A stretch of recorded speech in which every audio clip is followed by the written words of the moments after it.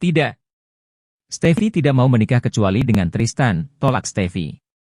Papa melakukan ini demi kebaikan kamu, ujar Bima.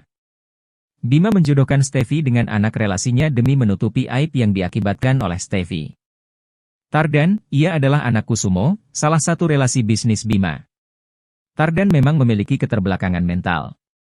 Tapi, Tardan bisa menerima Steffi apa adanya tanpa banyak protes. Pah, masa papa tega, nyuruh Steffi nikah sama orang idiot? Lelaki normal mana yang mau dengan wanita nakal sepertimu? Jangan kamu pikir papa tidak tahu. Seruni sudah mengatakan semuanya pada papa. Dia memutuskan rencana pertunangan kamu dan Tristan.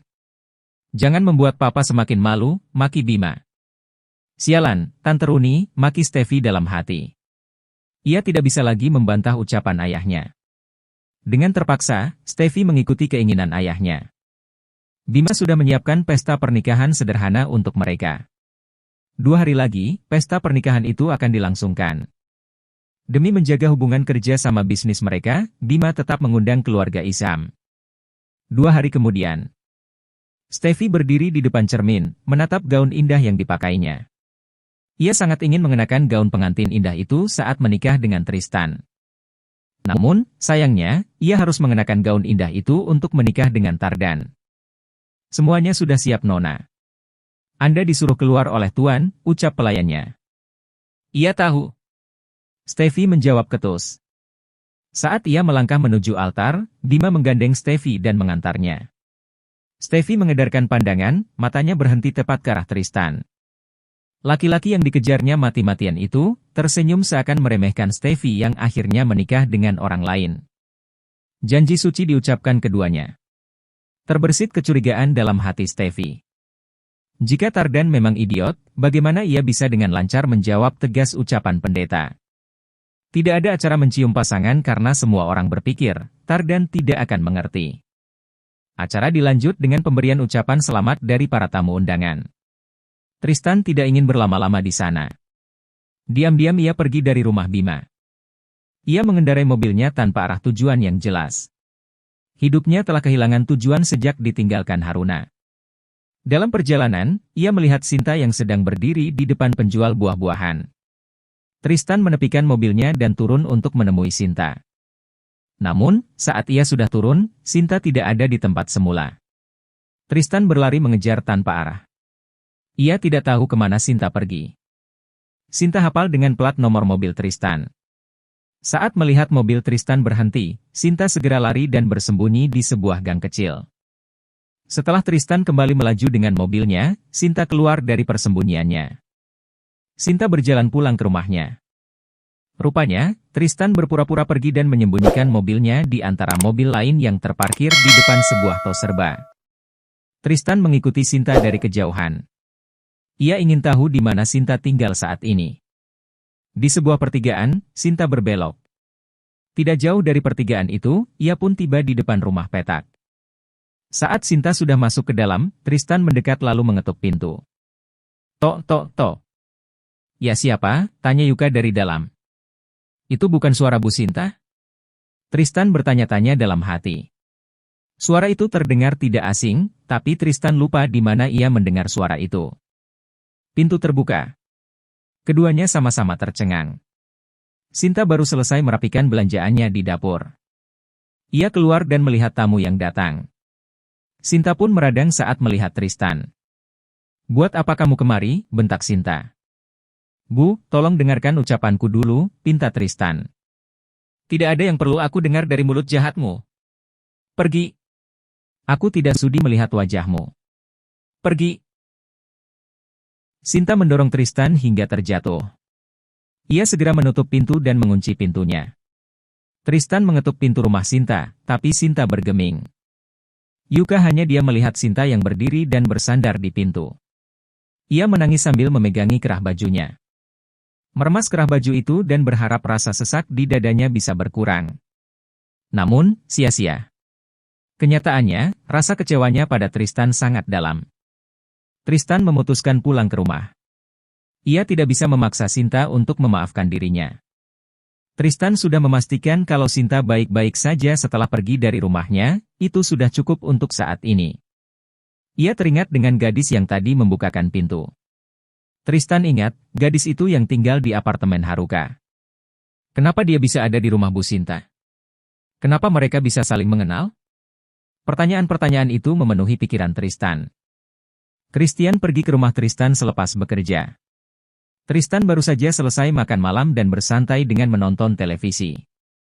Melihat Christian datang, Tristan menoleh dengan malas. "Tumben," sindir Tristan. Ya. Tristan dan Christian memang sempat perang dingin sejak Haruna menghilang. Ini pertama kalinya, Christian datang lagi ke rumah Tristan. "Berisik!"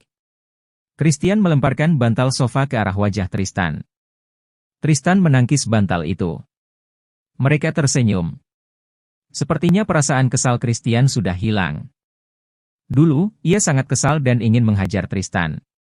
Demi mencegah perkelahian, Christian memilih menghindar dari adiknya. "Ada apa?" "Lesu bener," cibir Tristan. "Apa kau sudah menemukan Bu Sinta?"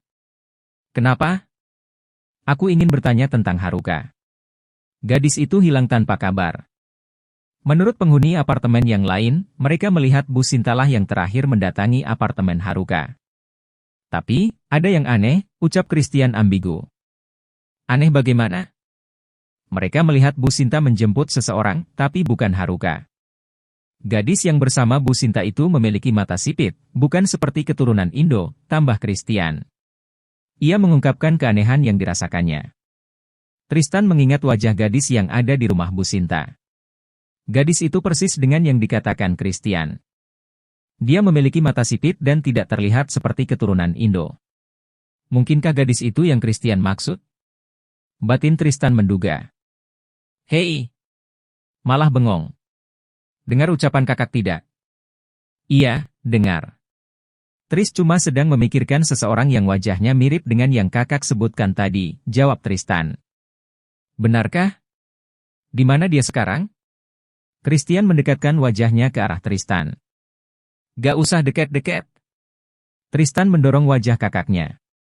"Dia tinggal bersama Bu Sinta sepertinya." "Tris tuliskan alamat Bu Sinta sekarang," ucap Tristan. Ia menggambar peta dengan nama jalan dan lokasi rumah petak tempat tinggal Sinta. Setelah selesai, ia memberikannya pada Christian. Kakaknya hanya menganga saat menerima peta yang digambar oleh adiknya. Ia memutar-mutar kertas itu, tapi tetap saja tidak mengerti. Christian memukul bahu adiknya dengan bantal. "Hei! Kalau mau menggambar peta itu yang benar dong. Lihat ini." Arah utara atau selatannya tidak ada. "Gambar acak-acakan seperti ini, menyedihkan sekali." "Masa kamu kalah sama anak SD?" ejek Christian. Sementara yang menggambar hanya senyum-senyum sambil menggaruk kepalanya yang tidak terasa gatal. Ia lupa mengingat alamat Sinta. Ia hanya menggambarkan sesuai yang dia ingat saja. Nama desa, alamat lengkap, dan sebagainya, Tristan benar-benar tidak tahu sama sekali. Ia ingin mengantarkan Christian, tapi ia takut kalau Sinta mengamuk lagi saat melihat wajahnya. Steffi tinggal di rumah keluarga Tardan. Rumah itu diberikan khusus untuk Tardan dan Steffi sebagai hadiah pernikahan. Mereka hanya akan tinggal bersama para pelayan di rumah itu. Tidak ada anggota keluarga Tardan yang lainnya. Tardan masuk ke dalam kamar pengantinnya. Malam itu, ia sangat lelah. Bukan lelah karena acara pesta, tapi lelah berpura-pura. Tardan sama sekali tidak memiliki penyakit keterbelakangan mental. Ia hanya berpura-pura. Saat Steffi masuk ke kamar itu, Tardan langsung melemparkan baju-baju Steffi yang sudah dirapikan oleh para pelayan sehari sebelumnya. Steffi terkejut bukan kepalang. "Apa-apaan ini? Dasar idiot, tidak waras," ejek Steffi. Tardan melangkah menghampiri Steffi dan mencengkeram dagunya dengan sekuat tenaga. "Dengarkan ucapanku baik-baik, wanita tidak tahu malu." "Aku tidak idiot, justru kaulah yang idiot, hahaha." Tardan tertawa keras sekali. Kamu berbohong." "Untuk apa?" tanya Steffi dengan susah payah. "Untuk apa? Jawab tidak ya." "Hahaha." Tardan kembali tertawa. Steffi gemetar ketakutan mendengar suara tawa Tardan. Pria idiot yang berdiri di altar tadi pagi, kini berganti menjadi sosok pria menyeramkan. Ia menelan saliva untuk mengurangi rasa takutnya. Namun, rasa takutnya semakin menjadi, kala Tardan dengan kuat melempar Steffi ke lantai. Bawa semua bajumu. Kau tinggal di kamar bawah. Ini kamarku. Hanya aku dan pacarku yang boleh masuk ke kamar ini, ucap Tardan. Ceklek. Pintu kamar mandi terbuka. Dari kamar mandi itu keluar seorang wanita yang hanya memakai kemeja putih dan underwear. Wanita itu melangkah keluar dari kamar mandi tanpa kain penutup bagian bawah seperti celana panjang atau rok. Siapa dia? Tanya Steffi marah. Ia memang menikah karena perjodohan. Tapi, harga dirinya sangat tinggi. Ia tidak terima diperlakukan seperti itu oleh Tardan. Apa kau tuli? Aku bilang, ini kamarku dan pacarku. Jelaskan. Jadi, yang kau lihat ini adalah pacarku, ucap Tardan tanpa dosa. Kamu sudah menikah denganku. Usir wanita ini keluar atau aku akan melaporkanmu pada ayahku, ancam Steffi. Tardan tergelak mendengar ancaman Steffi. Ada surat perjanjian di atas pernikahan mereka berdua. Bima tidak boleh ikut campur urusan rumah tangga Steffi saat Tardan sudah resmi menikahinya. Tidak ada yang bisa kau lakukan selain menuruti perintahku. Jadi, simpan saja tenagamu untuk hal yang lebih berguna. Seperti, menonton aku dan pacarku bercinta, mungkin. Tardan menarik Zia ke tengah ranjang dan menghujaninya dengan kecupan-kecupan liar. Mereka bercumbu di hadapan Steffi tanpa rasa malu sedikit pun. Steffi merasa jijik. Ia pergi membawa baju-bajunya yang berserakan di lantai. Kedua insan yang dimabuk cinta itu tidak mempedulikan kepergian Steffi. Pintu kamar yang terbuka pun tidak mereka hiraukan. Pergumulan itu tetap berlangsung, menciptakan suara desahan keras yang sampai keluar dari kamar. Steffi menutup telinganya dan masuk ke dalam kamarnya di lantai bawah. Para pelayan seakan sudah terbiasa mendengar suara-suara itu. Mereka tidak memberitahukan kepada orang tua Tardan, bahwasanya Tardan adalah pria normal. Dengan bermodalkan peta rumit dari Tristan, Christian mencoba mencari rumah Bu Sinta. Di pertigaan itu, ia bingung untuk memilih jalan mana yang harus dia lalui. Tidak adanya patokan utara dan selatan, membuat Christian terpaksa melalui jalan itu satu persatu. Di jalan yang pertama, Christian tidak menemukan rumah petak itu. Ia melalui jalan yang lainnya, kali ini ia berhasil menemukan rumah yang lokasinya mirip dengan peta abstrak yang hampir tidak berbentuk. Ia mencoba mengetuk pintu itu. Sinta dan Yuka sudah tertidur. Baru jam 10 malam, tapi mereka sudah tertidur pulas. Mereka memiliki kebiasaan yang sama, tidak bisa tidur terlalu malam. Tok, tok, tok. Sinta terbangun mendengar suara ketukan pintu. Yuka tidur pula sekali. Sinta menaikkan selimut di tubuh Yuka. Ia turun dari ranjang perlahan-lahan supaya tidak mengganggu tidur Yuka. Suara ketukan itu terdengar kembali. Sinta bergegas menghampiri pintu. Ia mengintip dari tirai jendela. Ia pikir Tristan yang datang, tapi ternyata Christian. Sinta membuka pintu. Ceklek. Nak Krist, seru Sinta. Christian langsung memeluk Sinta. Ia sangat suka bermanja dan merajuk pada Sinta. Christian merasa rindu pada Sinta. Hal pertama yang dilakukannya pasti memeluk Sinta yang sudah dianggap ibu olehnya. Ibu kemana saja? Chris rindu, rajuk Christian. Sudah tua masih peluk-peluk ibu, tidak malu, tanya Sinta. Christian menggeleng cepat. Ia melepaskan pelukannya. Matanya berkeliling mencari keberadaan gadis yang tinggal bersama Sinta. Masuklah. Terima kasih, Bu. Christian melangkah masuk dan duduk di sofa yang ada di ruang tamu. Sofa itu satu-satunya tempat duduk yang ada di rumah Sinta. Christian duduk menunggu Sinta yang sedang membuat teh untuknya. Tidak lama, Sinta datang membawa secangkir teh manis dengan sedikit gula. Diminum dulu tehnya. Sinta memberikan cangkir teh itu pada Christian. Ia duduk di samping Christian. Sinta memperhatikan pandangan Christian yang seperti mencari sesuatu. Tapi, apa yang Christian cari? Sinta hanya bisa bertanya dalam hati. Ibu, tinggal sendiri di sini, tanya Christian berpura-pura. Ia sudah tahu dari Tristan kalau Sinta tinggal berdua dengan perempuan yang bertemu dengan Christian di parkiran apartemen Haruka. Ia hanya berbasa-basi saja. Kau mencari Yuka? Tanya Sinta, tersenyum. Dia di sini, tanya Christian dengan senyuman lebar. Dalam bayangannya, orang itu adalah Haruka. Di dalam kamar, Yuka terbangun. Tangannya meraba bagian tempat tidur di sampingnya. Ia tidak merasakan Shinta ada di sampingnya. Yuka bangun dan mencari Shinta. "Bu." Yuka memanggil Shinta. Christian tersenyum mendengar suara Haruka. Saat bertemu dengannya di parkiran, Yuka menyamarkan suaranya. Christian menunggu dengan dada berdebar-debar. Saat Yuka keluar dari kamar, Christian tertegun. Suara yang didengar olehnya adalah suara Haruka. Tapi, orang yang keluar dari kamar itu bukanlah Haruka. Christian dan Yuka sama-sama terkejut. "Bra!" Yuka segera masuk kembali ke dalam kamar. "Mati aku!" batin Yuka. Ia tidak tahu kalau ada Christian di rumahnya. Ia mondar-mandir kebingungan. Chris menyadarinya tidak ya? Yuka menggigiti kuku tangannya. Tok. Bisa kita bicara sebentar Nona, panggil Christian.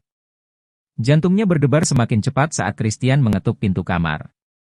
Yuka semakin kebingungan. Ia duduk di tepi ranjang, sejenak kemudian bangun lagi, duduk lagi. Ia mencoba memutar otaknya, mencoba mencari alasan tentang suaranya yang mirip dengan Haruka. "Yuka! Keluar nak," bujuk Shinta. "Kenapa ibu ikut-ikutan?" pikir Yuka. Tidak bisa. Ia tidak bisa menghindar selamanya. Lambat laun, semua pasti akan ketahuan juga. Lebih baik ia jujur. Mengatakan semuanya pada Christian adalah hal yang lebih baik. Kebohongan tidak akan selamanya dapat disembunyikan. "Ceklek!" Yuka membuka pintu. Ia menatap kedua mata Christian yang sedang memperhatikan wajahnya. Yuka menunduk, ia tidak sanggup menahan getaran cinta di dadanya saat menatap kedua mata Christian. "Kalian bicaralah." "Ibu, ngantuk." "Ibu mau tidur," ucap Shinta. Ia mendorong Yuka keluar dari kamar. Shinta masuk dan menutup pintu kamar. Yuka menyukai Christian, Shinta dapat merasakan hal itu dari tatapan matanya saat memandang Christian. "Bisa kita bicara?" tanya Christian. Yuka hanya menjawab dengan anggukan pelan. Mereka duduk berdampingan di sofa. Tidak ada tempat lain, mereka terpaksa duduk berdekatan. Jika jantungnya adalah sebuah genderang, maka genderang itu saat ini sedang bertalu-talu dalam hati Yuka. Suasana canggung masih sangat mendominasi di antara Christian dan Yuka. Mereka berdiam cukup lama. Untuk memecah kesunyian, Christian mulai bertanya. "Siapa kamu sebenarnya? Kenapa, suaramu mirip sekali dengannya?" "Karena aku dan dia adalah orang yang sama," jawab Yuka dengan wajah tertunduk. Kedua telapak tangannya gemetar dan berkeringat. Christian terdiam, mencoba mencerna ucapan Yuka. Ia menyandarkan punggungnya di sandaran sofa. Pikirannya sedang merangkai kata yang ingin ia ucapkan. Namun, ia tidak bisa mengeluarkan apa yang ada di dalam pikirannya. "Sudah malam. Sebaiknya, kamu pulang." "Kau benar. Ini sudah sangat malam. Tapi aku..." "Masih banyak pertanyaan dalam hatimu. Aku tahu itu. Kau bisa mengatur waktu untuk bertemu di akhir pekan ini? Apa kau sedang mengajakku berkencan?" goda Christian. "Kalau tidak bisa, tidak apa-apa. Aku hanya ada waktu di akhir pekan. Jika kau tidak ada waktu, no problem." "Aku ngantuk," ucap Yuka. Ia bangun dan membuka pintu lebar. Christian terpaksa pulang dengan rasa penasaran yang menggunung. Suara Yuka jelas tidak bisa membohongi indera pendengarannya. Suara itu yang mengisi pikirannya selama 3 hari ini. Akhir pekan, pagi-pagi sekali Christian sudah berdiri di depan pintu rumah Shinta. Ia tidak mengetuk pintu, tapi menunggu pemilik rumah keluar sendiri. Akhir pekan, biasanya orang-orang libur dan bangun lebih siang dari biasanya. Namun, tidak dengan Yuka dan Shinta. Yuka memakai baju olahraga dan sepatu kets. Ia biasa lari pagi di akhir pekan. Saat membuka pintu, ia terperanjat. Kamu mau kemana?" tanya Christian sambil melihat pakaian Yuka. "Lari pagi." Apa kau tidak merasa kalau kau kepagian?" "Aku akan menemanimu lari pagi," ucap Christian. "Dengan baju itu?" Yuka menunjuk pakaian Christian dari atas sampai ke bawah. Christian mengangguk, "Kenapa?" "Ada masalah?" tanya Christian. Yuka menggaruk leher yang tidak terasa gatal. Mulutnya tidak dapat berkata. Dengan menggunakan kemeja dan celana katun panjang, Christian menawarkan diri untuk menemani Yuka lari pagi. Tidak. Yuka berlari disusul Christian di belakang. Tidak nyaman kalau Yuka berlari bersama Christian. Orang-orang menatap mereka dengan tatapan aneh. Terpaksa Yuka berhenti berlari. Kenapa? Baru juga sebentar, masa sudah capek, goda Christian. Jalan santai saja, ajak Yuka. Mereka jalan santai di tepi jalan pertigaan. Yuka dan Christian menyeberangi jalan menuju taman. Mereka duduk di salah satu bangku taman. Aku tidak nyaman dengan kehadiran kamu setiap hari. Kita bicarakan di sini sampai tuntas. Tanyakan semua yang ingin kau tanyakan, setelah itu, tolong, jangan datang lagi, ucap Yuka. Pertanyaan yang ingin aku tanyakan kamu sudah tahu kan? Jadi, aku hanya menanti jawaban atas pertanyaanku. Christian menatap ke dalam kedua mata Yuka. Lagi, gadis itu menghindari tatapan Christian. Hal yang membuat Christian yakin, Yuka memang menyukainya. Terlepas apakah dia Haruka atau bukan. Christian hanya ingin merasakan rasanya dicintai. Yuka menceritakan hal yang pernah diceritakan pada Sinta. Ia harap jawabannya kali ini bisa membuat Christian puas dan tidak lagi mengganggunya. Yuka bangun dan beranjak pergi, tapi suara panggilan Christian membuat langkah Yuka terhenti. Kata-kata yang Christian ucapkan, semuanya membuat Yuka dilema. Di satu sisi hati, ia ingin berada di samping Christian. Di sisi yang lain, Yuka sadar diri. Mamoru, ayahnya, sudah menjodohkan Haruna dan Christian. Yuka tidak mau menjadi orang jahat.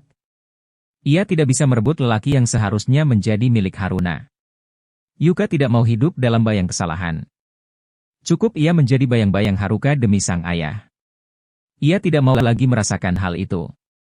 Ia ingin bebas menjadi dirinya sendiri, menjadi Yuka Okino. Jawab pertanyaan terakhirku. Apa kau menyukaiku? Tanya Christian. Ia berdiri di belakang Yuka dengan jarak 2 langkah yang membatasi. Yuka tidak mau menoleh. Hatinya tidak akan sanggup berdusta jika menatap wajah Christian. Dengan suara bergetar menahan tangis, Yuka menjawabnya. Aku tidak pernah menyukaimu atau siapapun. Kumohon. Jangan mengganggu kehidupan damai yang baru bisa aku rasakan. Belasan tahun lamanya, aku hidup sebagai Haruka. Aku baru bisa menjadi diriku sendiri saat ini. Aku ingin bebas, jangan ganggu aku. Kumohon, ujar Yuka. Ia tidak sanggup menahan air mata yang akan tumpah. Yuka berlari kencang meninggalkan Christian di taman seorang diri. Levi mendapat hadiah liburan selama seminggu dari Christian. Liburan tanpa pergi kemana-mana, tentu sangat membosankan. Karena itu, Levi pergi berlibur ke Bukit Pangrango, Sukabumi. Pemandangan pegunungan sejuk di sana, membuat kepenatan Levi berkurang. Ia sangat tertekan memikirkan Haruna yang sudah hampir 1 tahun tidak ditemukan di mana rimbanya. Mungkin, ia harus berhenti mencari Haruna. Aku ingin dia bahagia dimanapun dia berada. Jika dia bahagia tanpa Tristan, maka aku hanya bisa berdoa semoga Tristan sanggup melakukan hal yang sama. Hari ini, Levi akan kembali ke Jakarta. Menyambut hari kerjanya esok. Dengan kecepatan normal, ia mengendarai mobilnya sendiri. Di tengah perjalanan, ia merasa lapar. Ia melihat tulisan, kedai Raja Rasa, dan mampir di sana. Parkirannya sangat padat. Levi kebingungan untuk memarkir mobilnya. Di tengah kebingungannya, satu mobil pergi meninggalkan parkiran. Levi menghela napas lega, akhirnya dapat tempat parkir. Hari itu, Kamal tidak enak badan. Tugas memasak di kedai dipegang oleh Haruna. Saat Levi turun dari mobil, Vivi melihatnya. Itu, gawat. Vivi segera berlari masuk ke dapur. Kak. Vivi memanggil Haruna dengan suara ditahan. Ada apa? Tanya Haruna santai. Hus.